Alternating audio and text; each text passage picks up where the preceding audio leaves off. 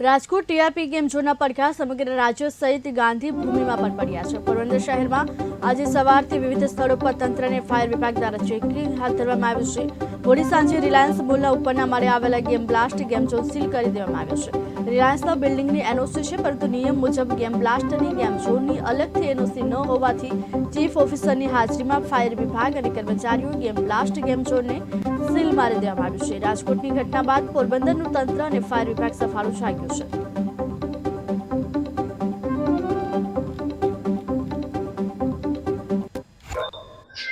રાજકોટમાં બનેલ દુઃખદ ઘટના બાદ સરકારશ્રીની સૂચના અનુસાર અને પ્રાદેશિક કમિશનર શ્રી રાજકોટ ખાતે મળેલ આદેશ અનુસાર આજરોજ પોરબંદર નગરપાલિકા ખાતે ગેમ ઝોન બાબતે સર્વે કરવામાં આવ્યો અને તેમાં 2 ગેમ ઝોન જે છે તેઓએ વિવિધ નિયમોના ભંગને કારણે તેઓનો સર્વે કરી અને તેઓને બંધ કરવા માટેની એટલે કે સીલ માર્ક કરવા માટેની કાર્યવાહી આજરોજ પોરબંદર નગરપાલિકા દ્વારા હાથ ધરવામાં આવી। 2 જગ્યાએ સીલ મારવાની કામગીરી છે, તેનું કારણ શું છે?